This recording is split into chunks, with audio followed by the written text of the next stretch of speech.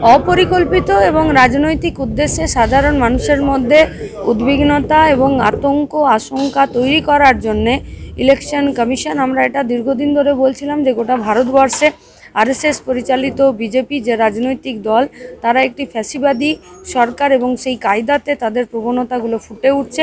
Election কমিশনের দ্বারা এসআইআরের নামে মানুষকে উদ্বিগ্ন, আতঙ্কিত এবং আশঙ্কিত করে তোলার যে পদ্ধতি, শুধুমাত্র কাদের ভোটার লিস্টে নাম থাকবে না তা নয়, যারা এই কাজের সঙ্গে যুক্ত সরকারিভাবে তাদের উপর যে ট্রিমেন্ডাস প্রেশার পড়ছে।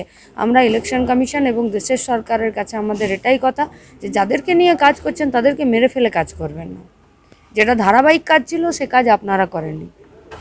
আজকে যদি ভোটার লিস্টে ডেড ভোটারের নাম বেরোচ্ছে তো তার দায়িত্ব ইলেকশন কমিশনকে নিতে হবে। যদি ভুয়ো ভোটারের নাম বেরোচ্ছে ইলেকশন কমিশনারকে তো দায়ী নিতে হবে। আমরা তো গায়ে দেখেছি একজনের ভোটার লিস্টে নাম তোলার জন্য জুতো শুকতলা খুইয়ে যায়, তাহলে এত ভুয়ো ভোটার এলো কোত্থেকে? তাহলে ভুয়ো ভোটার তো ইলেকশন কমিশনের খাতায় তো অন্য কেউ নাম তুলে দিতে পারে না, নাম তোলে তো ইলেকশন কমিশন।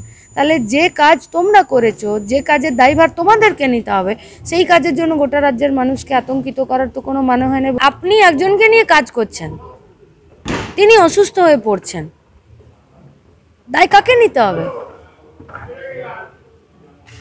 বিএলও কি বলছে যে এত প্রেশার নিতে পারছি না, তো কাকে নিতে হবে দায়?